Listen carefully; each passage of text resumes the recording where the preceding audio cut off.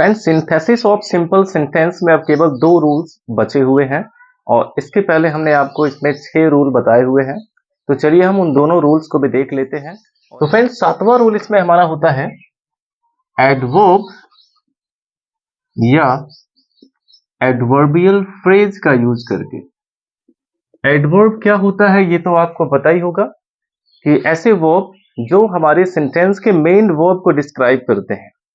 Generally जो है ये सेंटेंस में जो हमारा मेन वर्ब है, जो काम हो रहा है, उसको डिस्क्राइब करते हैं, उसकी विशेषता बताते हैं। ऐसे वर्ड को एडवर्ब कहा जाता है।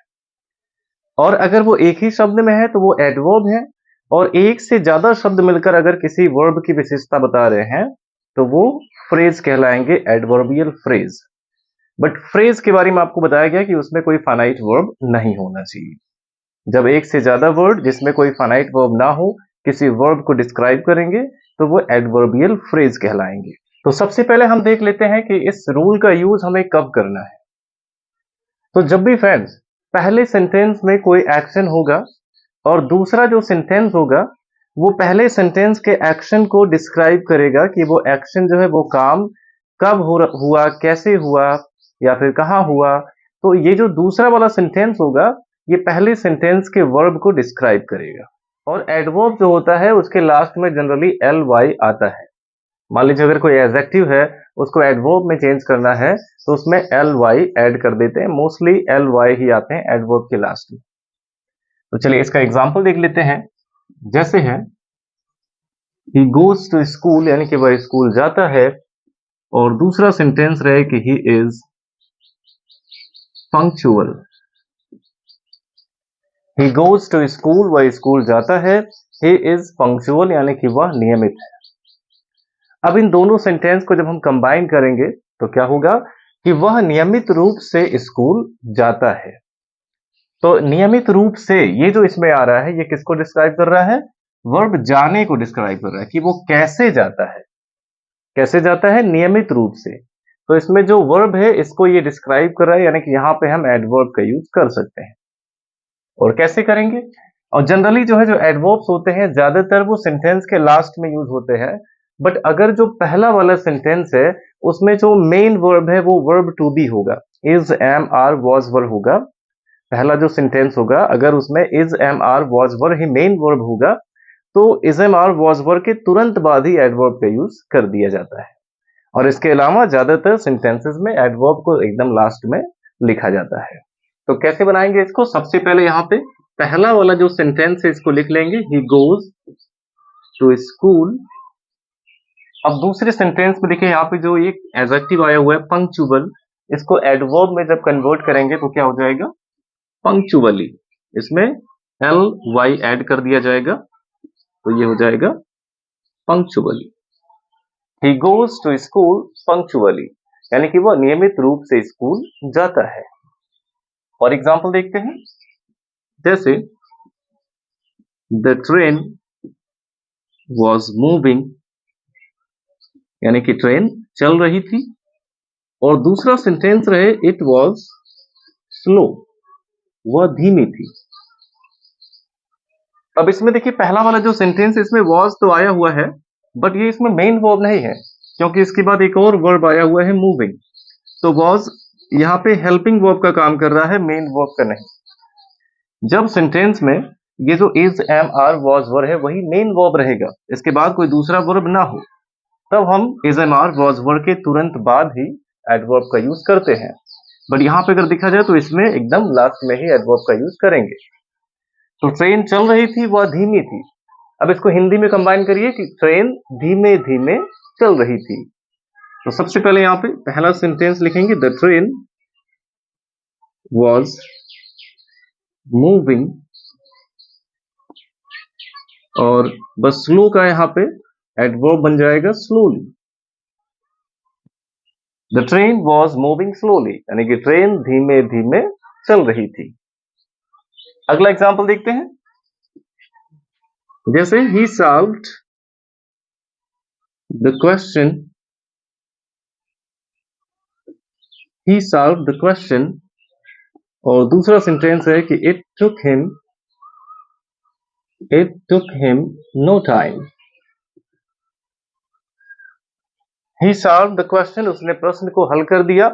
It took him no time, और उसे थोड़ा सा भी समय नहीं लिया, उसने थोड़ा सा भी समय नहीं लिया।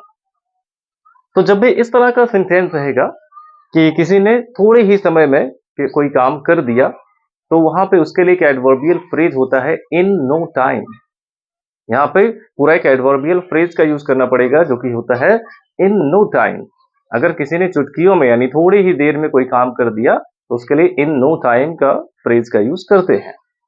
तो इसको कैसे बनाएंगे? सबसे पहले यहां भी पहला सेंटेंस लिखेंगे, ही सॉल्व्ड द क्वेश्चन। अब यहां पे एडवर्बियल फ्रेज का यूज कर देंगे इन नो टाइम। तो जब भी ऐसा है कि कोई काम करने में किसी ने थोड़ा सा भी समय नहीं लिया तो वहां पे इन नो टाइम का यूज करते हैं। चलिए और एग्जांपल देख लेते हैं। कभी कभी क्या होता है कि एल वाई जोड़ने से पहले हमें उसमें ईडी भी ऐड करना पड़ता है। अब जैसे मान लीजिए कहीं पे अगर आ गया कि नो डाउट, अगर आ गया नो डाउट, तो नो डाउट को जब हम एक एडवर्ब में कन्वर्ट करते हैं तो वो अनडाउटेडली हो जाता है। चलिए उस तरह का एग्जांपल एक देख लेते हैं। जैसे Rana Pratap was the glory of Mewar, Rana Pratap Mewar की शान थे। There is no doubt about it, इसमें कोई भी शक नहीं है, कोई संदेह नहीं है। अब इसको जब हम हिंदी में कंबाइन करते हैं तो क्या होगा कि राणा प्रताप निसंदेह मेवाड़ की शान थे, मेवाड़ के गौरव थे। अब यहाँ पे पहला वाला सेंटेंस आप देखिए, इसमें क्या वॉज के बाद कोई दूसरा वर्ब आया हुआ है? तो इसमें द ग्लोरी ऑफ मेवाड़, इसमें से कोई भी एक वर्ब नहीं है। यानी कि पहले सेंटेंस में जो मेन वर्ब है वो क्या है? वो वॉज ही है। तो इसमें एडवर्ब का यूज कहां पे होगा? वॉज के तुरंत बाद होगा। बट आपको ये याद रखना है कि जब भी नो डाउट आ जाए और इसको एक एडवर्ब में कन्वर्ट करना होगा तो अनडाउटेडली का यूज करेंगे। तो कैसे बनेगा? सबसे पहले राणा प्रताप वॉज, अब इसमें वॉज के तुरंत बाद आएगा अनडाउटेडली, और उसके बाद लिखेंगे द ग्लोरी ऑफ मेवाड़।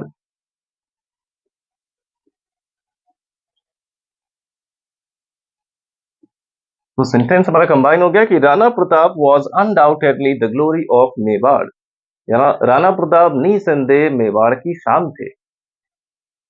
तो इस तरह से हम एडवर्ब या फिर एडवर्बियल फ्रेज का यूज करके इसको एक सिंपल सेंटेंस में कन्वर्ट कर सकते हैं। तो फ्रेंड्स अब आखिरी रूल इसमें हमारा है एंड का यूज करके, और इसमें बहुत ज्यादा कंफ्यूजन भी होता है लोगों को, क्योंकि एंड का जो यूज है वो सिंपल सेंटेंस में भी होता है और कंपाउंड सेंटेंस में भी होता है। बस आपको याद ये रखना है कि सिंपल सेंटेंस में केवल एक ही मेन वर्ब होना चाहिए, और कॉम्प्लेक्स या कंपाउंड में दो मेन वर्ब हो सकते हैं, दो फाइनाइट वर्ब हो सकते हैं।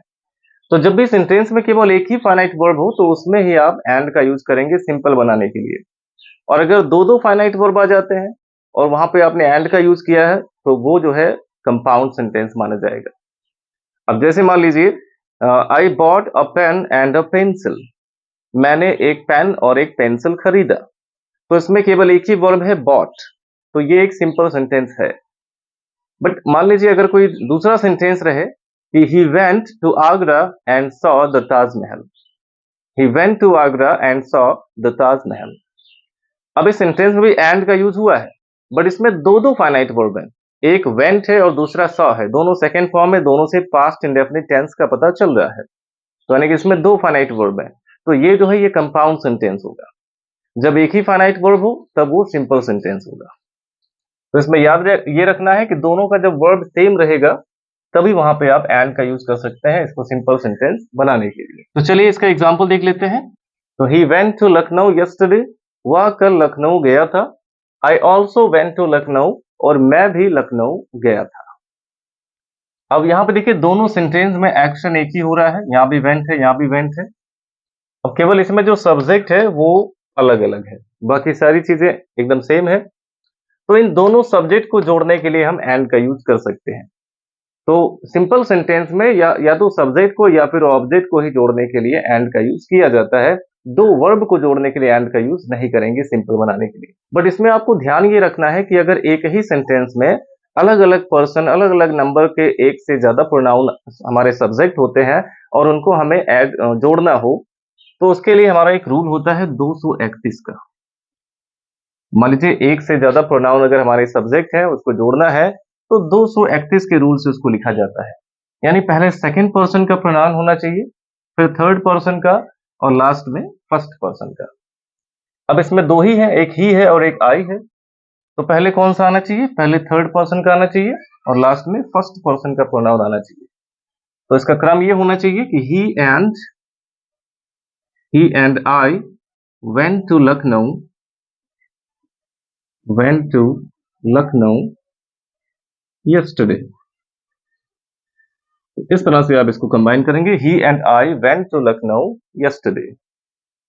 और एक एग्जांपल देख लेते हैं।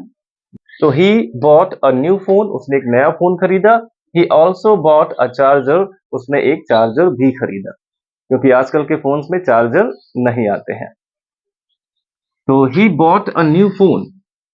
तो यहां पे अगर हम देखें तो इसमें जो वर्ब है वो सेम है, दोनों का बॉट ही है, बस केवल इसका जो ऑब्जेक्ट है वो अलग अलग है। तो दोनों ऑब्जेक्ट को जोड़ने के लिए केवल एंड का यूज कर सकते हैं।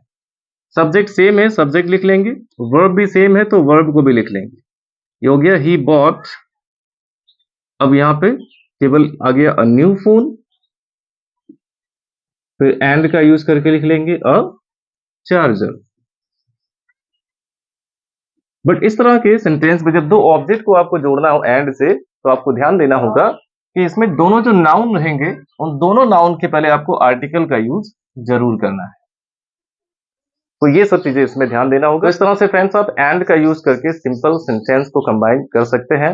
अब आपके सिंपल सेंटेंस के सभी रूल्स कंप्लीट हो गए हैं और आपको इसका ज्यादा से ज्यादा एक्सरसाइज करना होगा।